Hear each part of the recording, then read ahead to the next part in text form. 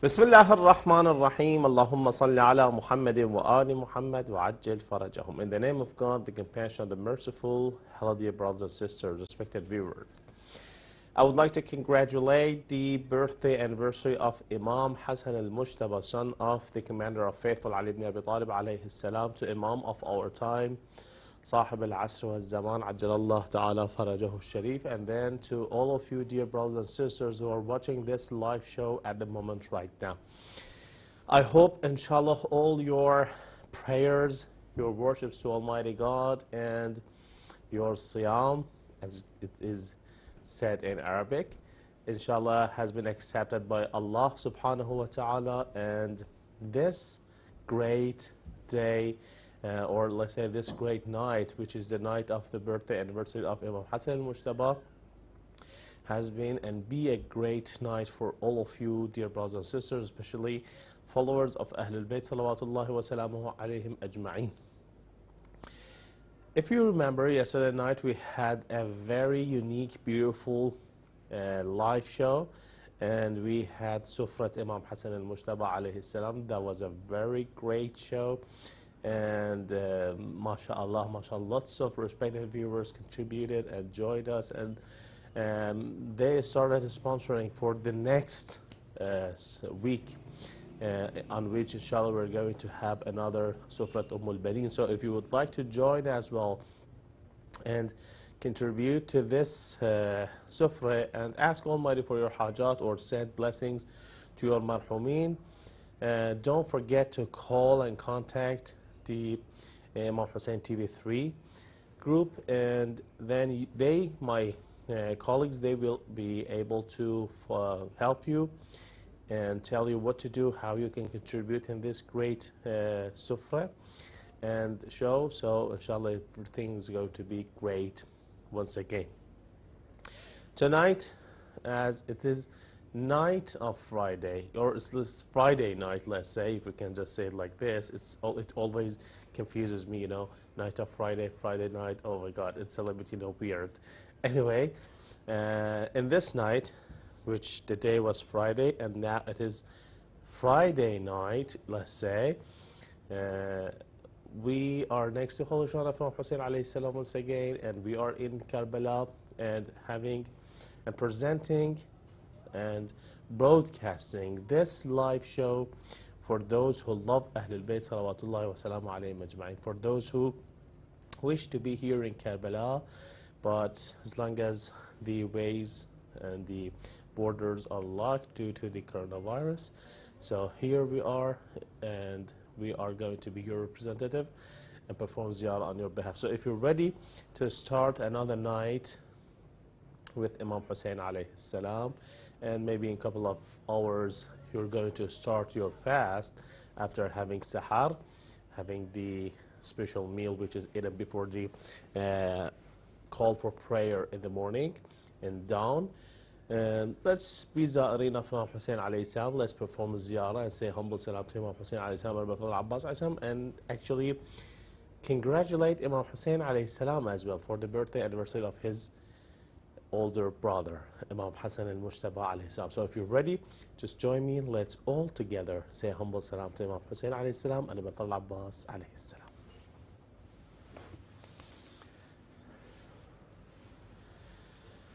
بسم الله الرحمن الرحيم.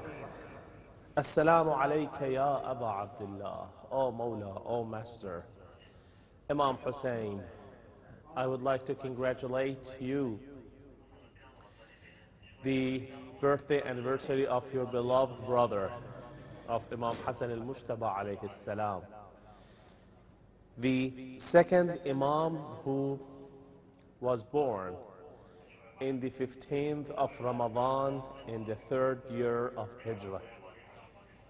And I know that you loved your brother a lot, as he was your Imam and he was your older brother. Your brother was named as Karim al-Taha, or the generous of the Taha family. Hereby, standing here in front of your holy shrine, O Imam Hussein alayhi salam, I send my salam and I represent all the mu'mineen and mu'minat, those who would like to send salam to you, and I'm saying salam on their behalf and congratulate you for this great birthday anniversary. Assalamu alayka ya Aba Abdullah. Assalamu alayka ya ibn Rasulillah. Assalamu alayka ya ibn Amir al-Mu'mineen wa ibn Sayyid al-Wasiyyin. السلام عليك يا ابن فاطمة الزهراء سيدة نساء العالمين. السلام عليك ورحمة الله وبركاته. Let's all together say a humble salam to أبا الفضل العباس عليه السلام قمر بني هاشم. السلام عليك يا باب الحوائج. السلام عليك يا ساقي العطاشة. Oh أبا الفضل Abbas, I would like to congratulate you as well for the birthday anniversary of Imam Hassan al-Mujtaba عليه السلام. And you are a great brother for these two Imams. You are a loyal brother to Imam Hassan and Imam Hussein عليهم السلام. السلام عليك أيها العبد الصالح المطيع لله ولرسوله ولأمير المؤمنين والحسن والحسين ورحمة الله وبركاته.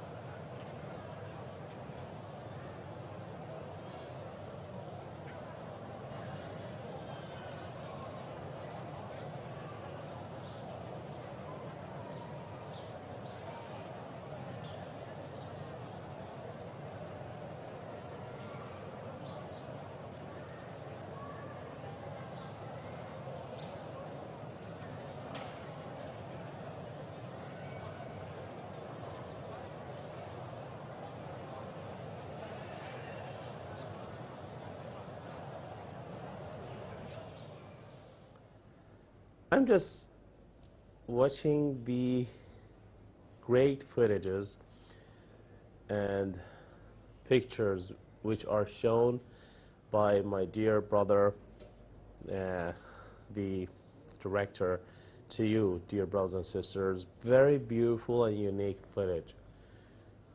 When you just look at the whole Shana of Imam Hussein alayhi salam and Al-Fadl Abbas alayhi salam from the top, and you have Bain al-Haramain in between, and people are walking, those lovers of Imam Hussein alayhi salam and Al-Fadl Abbas alayhi salam, who are coming to Karbala to perform Ziyarah, to go to the whole shrine of Al-Fadl Abbas alayhi salam, and then head to the whole shrine of Abu Abdullah al-Hussein alayhi salam.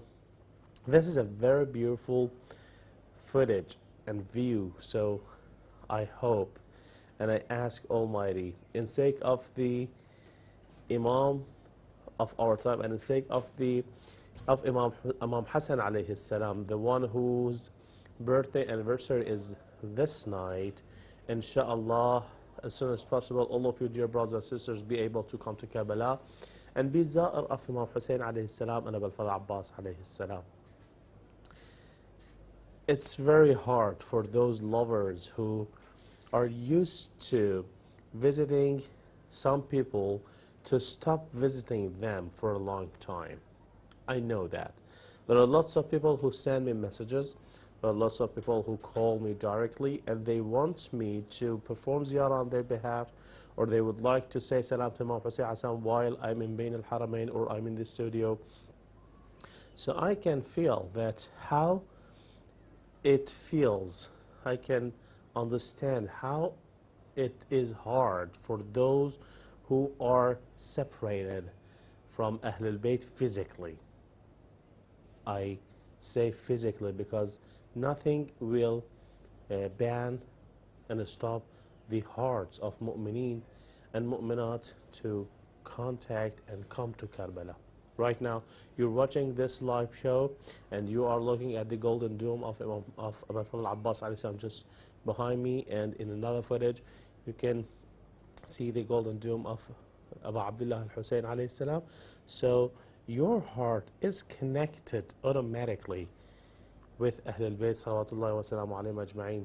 There are some people, the other night I just received a clip, a short video of a family who their little girl, baby girl, maybe she was 3 or 4 years old, she was crying standing in front of the screen, and the screen was showing the holy shan of Imam al-Rada alayhi salam. The little baby girl, she was crying and she was saying that I am missing Imam al-Rada alayhi salam. I was really shocked, subhanAllah. She's only 4 or 3 years old. But the attraction of Ahlul Bayt salawatullahi wa salamu alayhim ajma'in is so immense, is so great, that attracts any pure heart. No matter this pure heart is in the chest of a little kid or in the chest of a mature and old man or woman.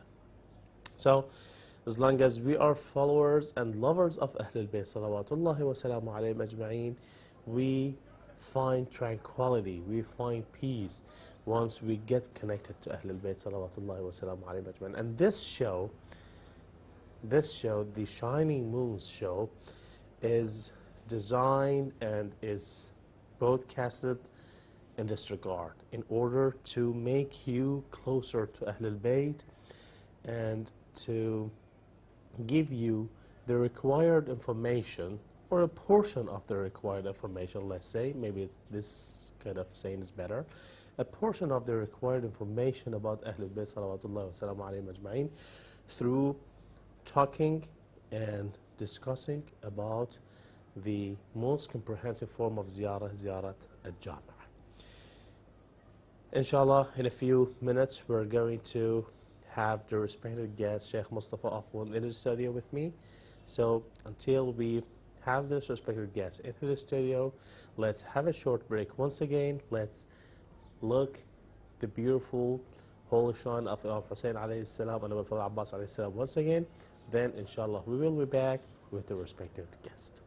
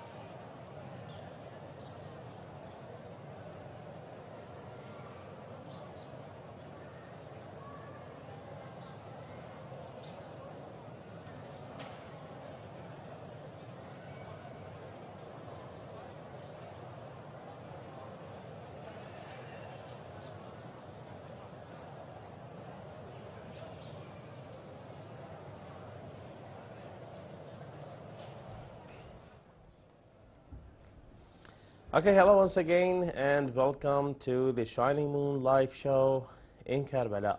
And inshallah, you're ready to spend another time with the Holy Son of Imam Hussein alayhi salam and Imam Abbas alayhi salam, and receiving beautiful and great information about Ahlul Bayt salawatullah salamu alayhim ajma'een through the most comprehensive form of ziyarah called Ziyara Al Jamiah.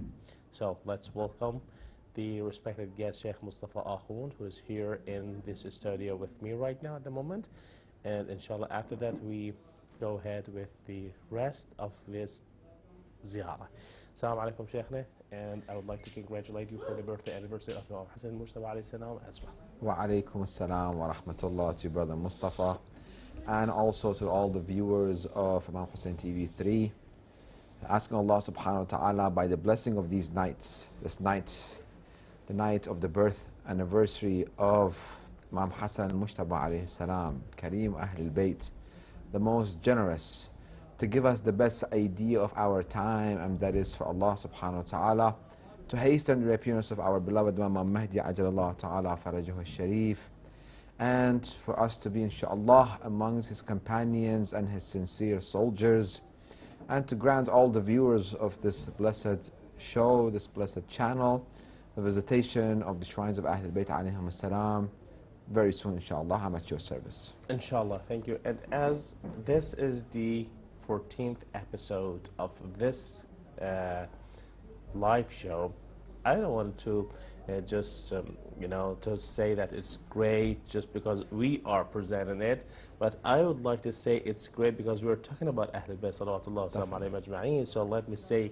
this great live show, which is presented from Karbala directly and live to the respected viewers, as this is the 14th episode of this great show.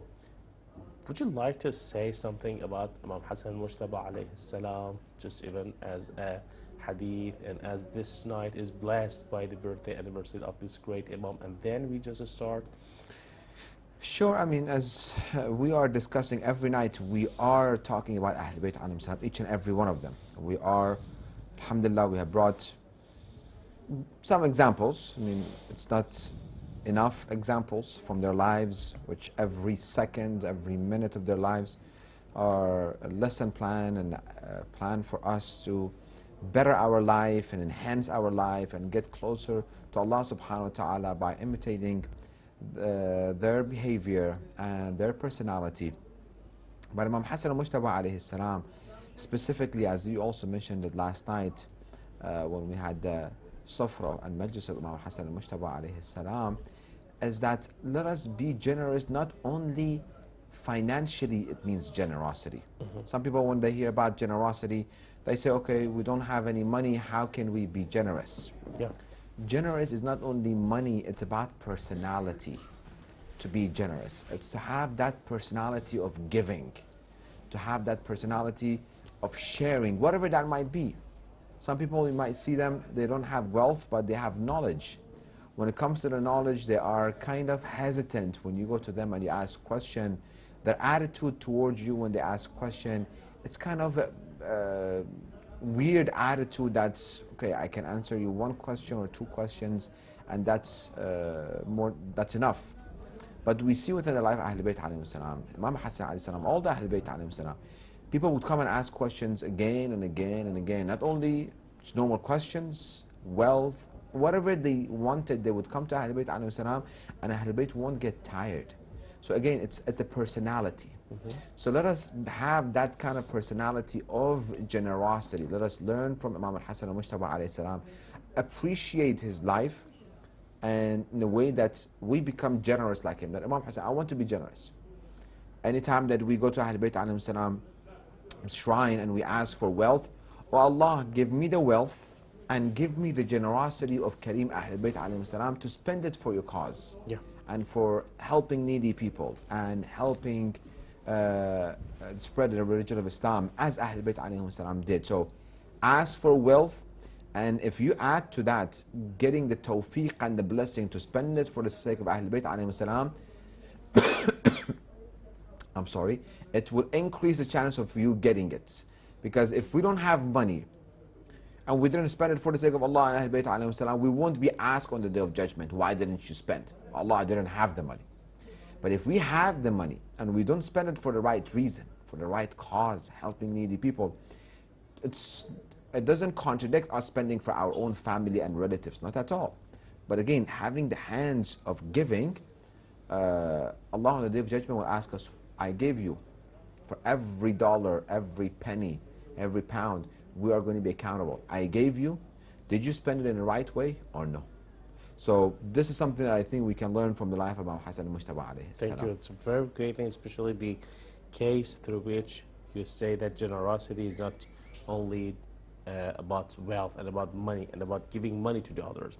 Sometimes by a very beautiful smile to the face of the mu'min or mu'mina who is asking you something or wants or is depressed for some reason, and you just speak with them, talk to them, and give them tranquility by your speaking, then this is going to be a kind of generosity. It is sadaqah. I mean, yeah. As the hadith says from the life of Ahlul Bayt alayhim salam, as you mentioned beautifully, smiling to the face of the believer, a mu'min brother, is a sadaqah. Again, giving that positive vibe, as the Imams of Ahlul Bayt alayhim salam also have narrated, that a believer, his sadness, his grief is in his heart, but his happiness always is outside. It's always giving positive vibe. You don't have money, you don't have wealth. We do see some people, they live a very simple and basic life, but when you are next to them, they have that heart of giving, that positive vibe, that good mood that when you are with them, you feel good. Well, that shows their heart is generous. If they get millions of dollars, they will give it for the sake of helping needy people, serving Ahlul Bayt alayhim salam. So that needs blessing from Allah subhanahu wa ta'ala. And this night, to take it to Imam Hassan, Imam will give it to us. Thank Inshallah. you. So back to our discussion and back to talking about the most comprehensive form of Ziyarah, Ziyara Al Jamiah, where we are going to start from, inshallah, tonight, and what we're going to learn from your lecture. Please go ahead. Last night you mentioned a couple of good questions which we didn't have time to go over it, but I did not forget them and I will not pass by them. No, inshallah, we will address them. Inshallah. We addressed Ahlul Bayt alayhim salam that you are Babul Iman, you are the doors to the faith. And we mentioned that Iman and faith is not completed, and the religion of Islam is not completed unless with wilayah of Amir al-Mu'minin Ali ibn Abi Talib alayhi salam and his children, which we read and read within the verse of the Holy Quran, that when Imam Ali alayhi salam was appointed, Al-Yawma akmaltu lakum dinakum wa atmamtum alaykum ni'mati. Today I have perfected your religion and completed the ni'mah for you, and that is by appointing Ahlul Bayt alayhim salam. And your question was that if a person does whatever good he does, all the prayers are done, all the fastings are done, everything is done. How can it be? Is it possible that without having the wilayah of Amir al-Mu'minin Ali ibn Abi Talib alayhi salam and Ahlul Bayt alayhim salam, their prayers, their deeds, none of them is accepted? The answer is yes, none of them are accepted. We will argue, I mean there's an argument, so he did all the good deeds without accepting wilayah of Amir al-Mu'minin Ali ibn Abi Talib alayhi salam. Well, we go one step higher. Why is it that when I ask that individual who comes and has this question and argues that I want to be good and be all the good that is possible, not accept Amir al-Mu'minin Ali ibn Abi Talib alayhi salam, do all my prayers, I will tell him, then why not accepting Rasulullah also? Why do you have to accept Rasulullah? Be it all good, do all your prayers, do all of your fastings, help needy, give zakat, give khums, go to Hajj. Do not accept Rasulullah sallallahu alaihi wasallam as the last messenger. Will your religion be completed? Will Allah accept it from you? No. We have to come to the conclusion based on ayah of Mubahala that Amir al-Mu'minin Ali ibn Abi Talib alayhi salam is nafsu Rasulullah, is the same soul of Rasulullah sallallahu alaihi wasallam. So by not accepting him, we are not accepting Rasulullah. By not accepting Rasulullah, what is the meaning of the religion of Islam? No meaning. Rasulullah, the religion of Islam is based on believing in Allah, Rasulullah, Quran, Day of Qiyamah, angels, and so on and so forth, and as part of our beliefs. So Believing in Quran. I'm not going to be a believer in Quran. I'm just going to do all the goods. I don't believe in Quran. I don't want to read Quran. I don't want to read narrations of Rasulullah. Again, we're just putting Ahlul Bayt alayhim salam. Religion of Islam is not completed without Rasulullah. If we separate Amir al-Mu'minin Ali ibn Abi Talib alayhi salam from Rasulullah, then they have an argument. But it's not separatable. They are together. They are one. So that's one thing. If we want to be tangible, if we want to be very practical, we see, for example, a very well-shaped, muscled body. Yeah. This individual worked so hard day and night to build his muscle, ate the best food, look after his calories, very well-shaped body. As soon as he dies, people won't be next to him for next minute. The same people that did for a minute before, they were taking picture with him, they were getting his autograph, and they're trying to be around him. As soon as he dies, they're not going to be with him. The best thing that they can do, okay, let us go and bury him within a day or two. He needs to be gone. That's it. Yeah. The most important part of our body, that we have the physical body and we have our spirit, is the soul, is our soul. Physical body, it has meaning, it has importance, but more important than is our soul. That's why we see a sick individual, a very, very, very, very sick individual, that he hardly breathes, and his heart, it's not functioning right. A couple of beats here, there, it's missing some beats, and his brain is not functioning. But until he has soul in him, we keep him. Yeah. We respect him. Not that we disrespect the deceased. No, we keep him because it's the soul that is important. But as people, we won't bury him. Yeah. Okay, we said that's it. We cannot People, use his people body. don't leave him alone. They don't. Yeah. They will do whatever it is. Nurses, doctors. We see, may Allah bless and may God reward all the nurses and all the doctors that are fighting this at the front line and putting from their life and effort, and they're sacrificing themselves. We ask God for all the believers and non-believers who are at the front line fighting COVID-19. May God bless them. May God give them patience, and to their families. Some of these families haven't seen their relatives for months because they don't come home, and they're just fighting and they're sacrificing. We pray for all of them, but they will do whatever it is to keep him alive.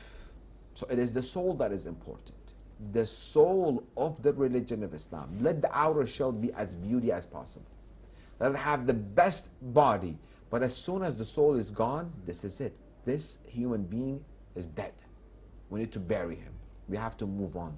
Religion of Islam without Ahlul Bayt alayhim as-salam, it's like a body without a soul. It doesn't exist. It doesn't have any meaning. I brought a couple of hadith. The first hadith, قال رسول الله صلى الله عليه وآله. This is in book of Khawarizmi, and I found it in a couple of non-Shia books, plus our Amal Sheikh al-Tusi and Sheikh al-Mufid. قال رسول الله صلى الله عليه. So within Shia and non-Shia books, they have brought this hadith. ألزموا مودتنا أهل البيت. Hold on to the love of us and following us and acting upon our teaching. In other words, as أهل البيت. فإنه من لقي الله وهو يودنا أهل البيت. Anyone who meets Allah subhanahu wa ta'ala on the day of judgment, while he has that love and he tried his best to be our followers, دخل الجنة بشفاعتنا. He will enter heaven with our intercession. Again, this is from non-Shia books. وَالَّذِي نَفْسِي بِيَدِهِ.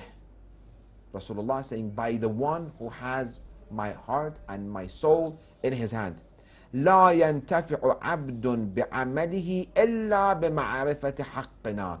An individual, a servant of Allah, will not benefit anything from his action unless he has the ma'arif of us Ahlul Bayt alayhim salam. And ma'arif brings about action. That's something that we talked about in previous nights. Ma'arifah, iman, believe, it's in heart, verbally acknowledging it, and amalun bil arkan.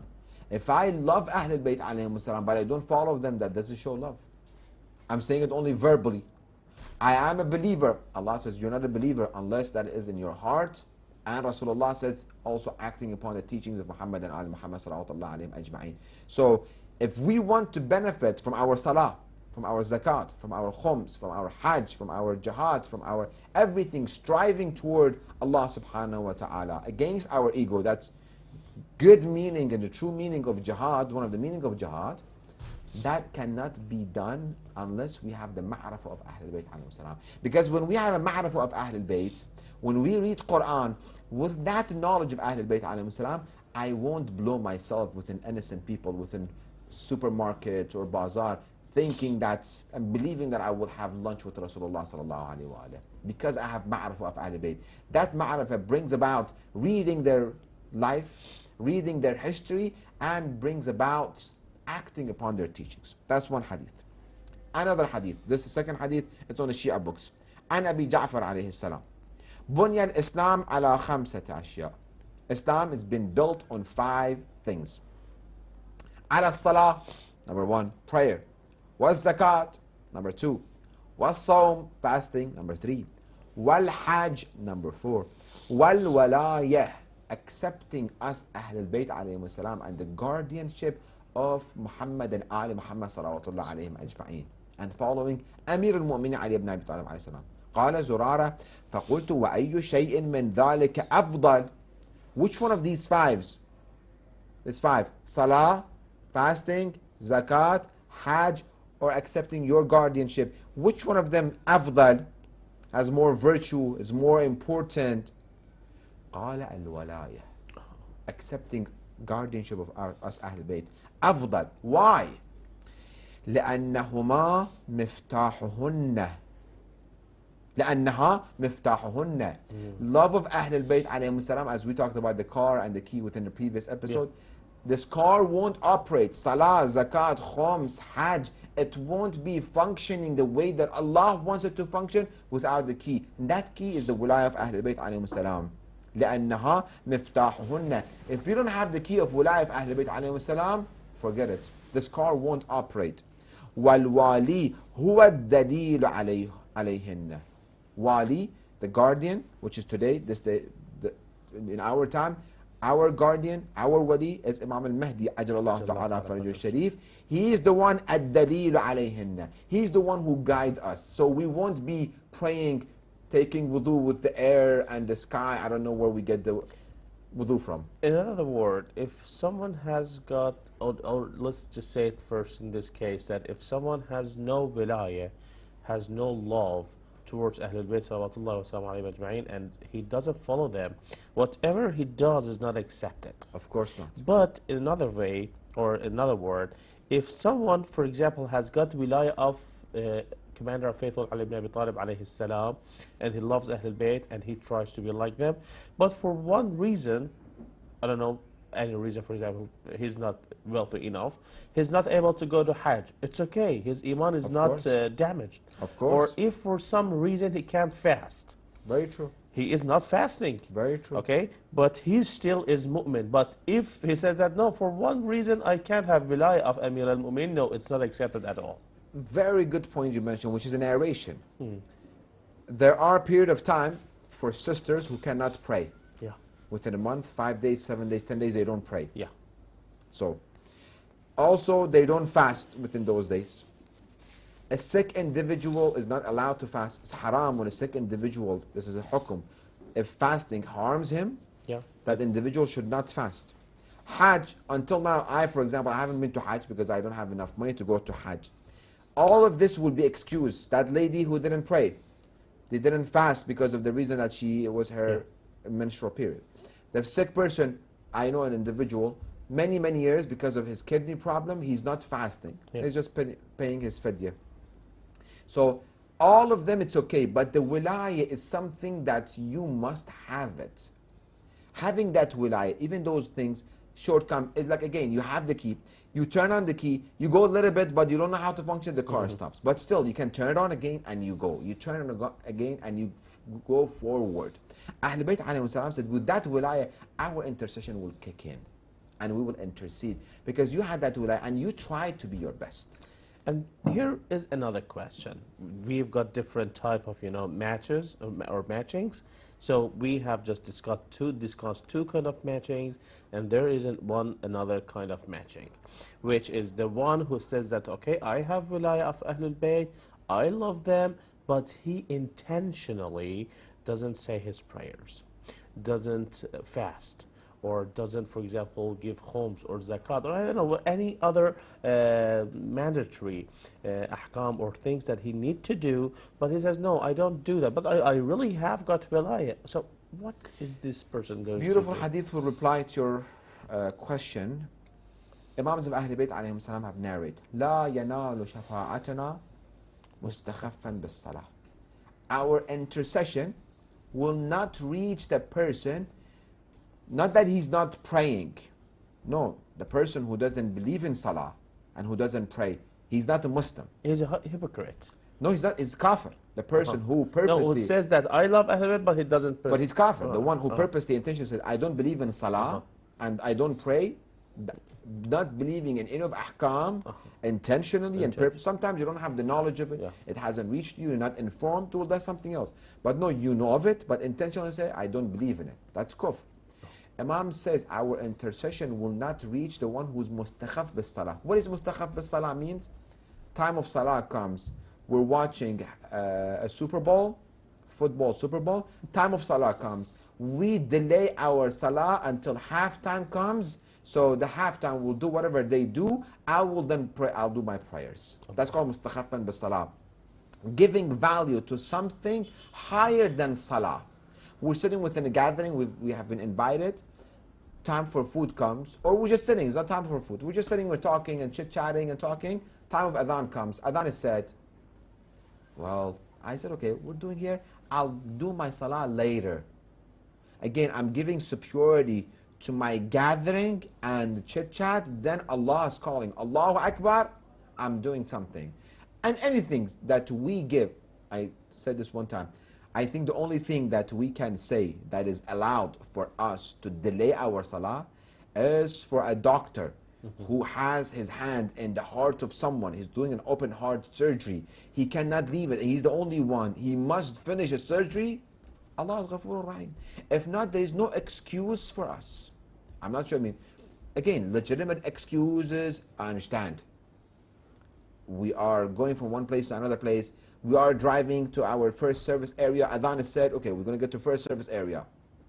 We see, unfortunately, some of these people who don't have the wilayah brings about comprehension, brings about awareness. One of these individuals in New York, he wants to pray. It's the taxing of the airplane.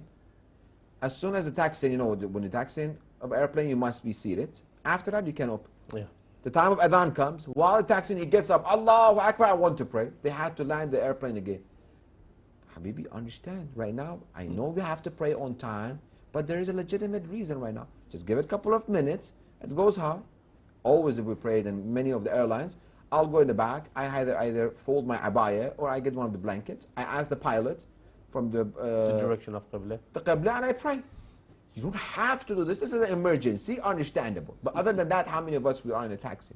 So, to answer your question, no. If it purposely, especially salah, which is amud al-deen, لا ينال شفاعتنا مستخفا بالصلاة. Great answer. Thank you so much. Sure. It brings us to another hadith. عن زرارة عن أبي جعفر قال ذروة الآن وسنامة ومفتاح, and continues. Imam says, أما لو أن رجلا قام ليله وصام نهاره. If an individual, all night of his life, he's awake and he supplicates to Allah subhanahu wa ta'ala. And during the day of his all lifespan, he is fasting. وَتَصَدَّقَ بِجَمِيعِ مَالِهِ, and he gives all of his wealth for the sake of charity, to charity. وَحَجَّ جَمِيعَ دَهْرِهِ, he lived 7 years, from age 14, 15 until age 70. Every year he went to Hajj. All of his wealth to Allah subhanahu wa ta'ala for the sake of charity. All nights awake, all day fasting. وَلَمْ يَعْرِفْ وَلَايَةْ وَلِيِّ اللَّهِ, and he doesn't have the knowledge and the ma'rifah that we are emphasizing every night, this past 14 nights, the ma'rifah of Imam, especially all the Imams and the Imam of our time, Imam al-Mahdi Ajalullah Ta'ala Faraj Sharif, Waliyullah fayuwali, so he can follow him, so he can take him as his guardian, accepting him, follow him, وَيَكُونَ جَمِيعَ أَعْمَالِهِ بِدَلَالَةٍ مِّنْهِ, so all of his action will be by the guidance of that guardian, of that wali. مَا كَانَ لَهُ عَلَى اللَّهِ حَقٌّ فِي ثَوَابِهِ, on the day of judgment he cannot say, Allah, I did all of this and I'm waiting a reward. وَلَا كَانَ مِنْ أَهْلِ الْإِيمَانِ, finish. He is not from the people of faith. He doesn't have Iman. Allah. Because it needs Imam to guide him. Because this path, اهدنا الصراط المستقيم, as we have mentioned it numerous times within these 14 nights, this صراط المستقيم, Shaitan sits on it. If I don't have my wali, if I don't have my Imam to show me, Shaitan took you away, it is time for you to come back. This is the way, deviation, come back. Shaitan takes us, come back, come back, come back. If we don't have that Imam, they were lost. Shaitan will be there. Yeah. So somebody will ask, Sheikh, we don't have our Imam with us. Our beloved Imam Mahdi Ajalullah Ta'ala Faraj Sharif is in occultation. First and foremost, Ahlul Bayt alayhim salam have left us their teachings, their narrations, alhamdulillah. And Imam Hassan al-Askari alayhi salam, and Imam al-Mahdi Ajalullah Ta'ala Faraj Sharif, through different narrations, have told us that during my occultation, Imam al-Mahdi says, follow representatives. They are Hujj of Allah upon you, and I'm Hujj of Allah upon them. Sure. So we can go to our Maraja al-Taqleed, may Allah prolong their lives, in Qom, in Najaf. They spent 30, 35, 40 years studying. And after their study finished, it's not that they stopped. No, they keep researching. As soon as a new affair comes that they need to be giving a ruling, a verdict, a fatwa, they come back to the teachings of Islam, to the teachings of Muhammad and Al-Muhammad sallallahu alayhi wa sallam, and they give us a verdict that this is permissible, this is not permissible. So Imams of Ahlul Bayt alayhim salam haven't left us, okay, you are on your own, go and do whatever you have to do. No, this is against Allah's justice to take the Imam away from us and not show us the path. So if I'm misguided on the Day of Judgment, I can say, Allah, I know we Muslims did wrong, but you led us astray also. You left us without any supervision. You left us without the shepherd to look after our affairs. Allah says, no, I left you Imam. You can benefit from him the same way that you benefit from the sun while he's behind the cloud. And I gave you the opportunity. Ask for the Imam. Ask for the reappearance. I would have sent it for you. And there were Maraja who would teach you the way, but you didn't do it. And actually comparing our period, our time, our era with the era of the Holy Prophet Muhammad, peace and blessings be upon him, the mind of the people has been grown up a little bit. It's not exactly the same as those people, those Bedouin people who were living with the Holy Prophet Muhammad. True. They had no idea what the healthcare is, for example. They were bearing their own daughters, and they were behaving in a very, very vicious method with the other people. But right now, exactly as you said, after 12 Imam and after the Holy Prophet Muhammad, peace and blessings be upon him, after all these teachings, people have got that kind of that level of mind and knowledge that they can conclude different things, even things that happened recently, which has not happened in the time of Ahlul Bayt, and they can conclude ahkam through those maraja, who you said. And I think that in this time also we can have Imam of our time by our side. If we follow them exactly, if we try to know them.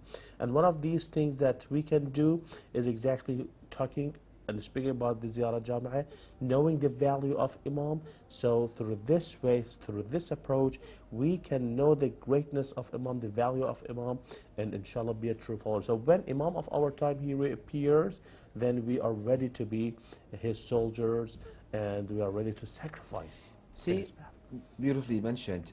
Ahlul Bayt alayhim salam, knowing their value will bring about us reading their narrations. Yeah. I emphasize in this book, Tuhaf al-Uqul, and other books of narrations that we have, alhamdulillah, between us, and has been translated, that I keep emphasizing, and it's been a couple of years, within all of my lecture I emphasize, because they would say, we gave you the map. We gave you what you needed. It's true that having the Imam is something that cannot be compared to anything else. But we didn't leave you in dark. One hadith from the life of Imam, it's enough to change our perspective. One narration from these blessed lives, for example, this hadith that we just read, that we need wali, that we need guardian. Well, somebody would say, well, the second narration was from the Shia sources. Well, the first one was from the Sunni sources also. Yeah. That it's not, he will not benefit unless he has our ma'rafah and our wilayah. If I take Kitab Tuhaf al-Uqul and I read it, advice of Amir al-Mu'minin Ali ibn Abi Talib alayhi salam to Imam Hassan al-Mujtaba, his advice to Imam Hussein, his advice to Malik, his advice to Malik, it's beautiful. And Imam keeps saying, Ba Malik, this. Sorry, to Kumail ibn Ziyad al-Nakhai. Kumail, and he keeps saying, and basically he's telling Mustafa. You just replace Kumail with the name of Mustafa. Sure. I mean, it's not that only this is for Kumail and we cannot get on into it and practice it. No, Ya Kumail, ما من حركة إلا وأنت محتاج فيها إلى معرفة. Every movement that you're about to partake, every action that you're about to partake, you are in need of ma'rafah. So I take that hadith. Anything I want to do, I want to get married. Do I have some ma'rafah about the relationship between wife and husband? Have I studied the lives of Ahlul Bayt alayhim salam? What is the role of husband in the house? What is the role, rights, responsibility of woman in the house, and the husband, and the children? I, as a husband, my culture says, if you are as a husband, you have to be the man of the house. You have to rule the house. You have to have the last saying. You have to basically, everybody must fear you. But the teachings of Muhammad and Ali Muhammad tells you otherwise. A lengthy hadith, Rasulullah's advice to Imam Ali alayhi salam, when he walks into the room and he sees the commander of the faithful sitting next to his wife, Ashraful Makhluqat, after Rasulullah, he's cleaning lentils. And Rasulullah gave, I have the hadith, a page and a half. Ya Ali, if a man helps his wife in the house, he gets the thawab of 1,000 martyrs, shaheed from the battle of Badr. Allah. He gets that. 1,000 this, 1,000, 1,000, 1,000. If the amount of hair on his body, Allah forgives his sins. And it's a page and a half reward for a man brooms his house. Or today we have vacuuming. Yeah. So washing dishes, doing laundry. So they have given us the map, but we keep the map inside our houses, on the shelves. We go and we try to find these Western psychologists and Western philosophers and thinkers, when they say something, wow, this is amazing. But whatever they say, the roots of it, if it's something good they say, the root of it we see it within the Holy Quran and the narrations of Ahlul Bayt alayhim salam. Sure. And it exactly, makes me thinking that why are people like this?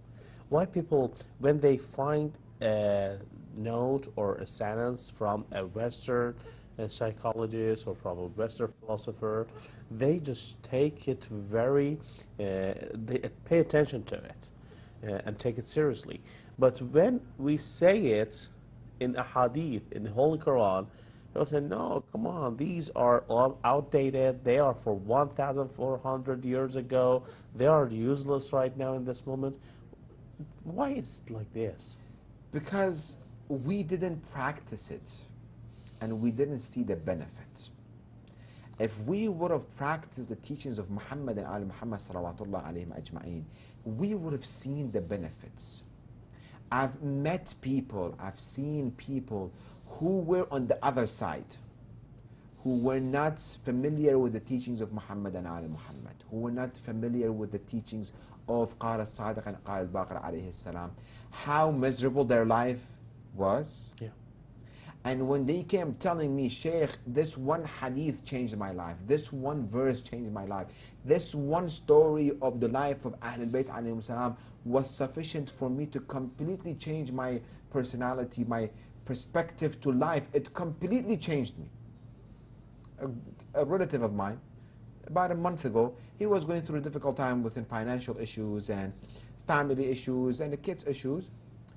He came to me and he said, Sheikh, I read this book from the Western philosopher, and it's saying such and such and such.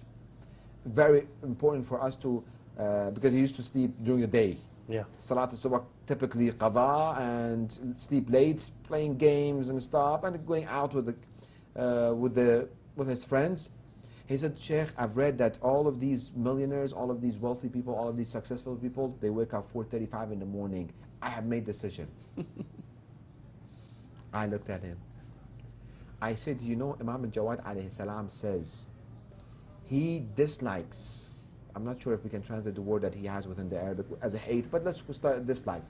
He said, I dislike for my Shia, my follower, to sleep from Salat al-Subh to sunrise. Why?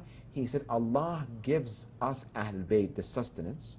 We want to give it to them and they're sleeping. He said, seriously? I said, seriously? I showed him the hadith. Imam al-Jawad, so this day, right now, during our time, Imam al-Mahdi, ajalullah ta'ala faraj sharif, received all the sustenance. He wants to give us, and I'm sleeping, and my Salat al-Subh qada. The person, even though he doesn't believe in Ahlul Bayt, he wakes up in the morning. During this time, Allah says, I will give my sustenance. Allah arhamur rahimin. Rain comes. You are a believer. You are a disbeliever. You are atheist. Rain comes and you will bless. You will bless by the rain. Sun will come up. You believe in Allah. You don't believe in Allah. That rahmah of Allah will get to you. Fruits for trees will be given to a believer and a disbeliever. In an hour and a half between Salat al-Subh until sunrise, if you are awake and you put effort, Allah will give you. Be a believer, don't be a believer. So he said, truly? I said, yeah. You read this? Imam Jawad alayhi salam says 1400 years ago. And he said something, I give him another narration. He said something else, I give him a couple of narration. His whole perspective, he said, well, I didn't see it because, again, Ahlul Bayt alayhi salam told us, Kunu zaynan lana. Yeah. If I, as a religious person, I don't act upon the teachings of Muhammad and Ali Muhammad, well, people will say, well, if he's the follower of Ali and Ali Ali, and his life is this miserable life, and he's always in dramas and difficulties that he creates for himself, mismanaging his time, mismanaging his wealth, not having good relationship with the wife and husband and the kids, well, that shows he doesn't have a good resources. He doesn't have good teachings.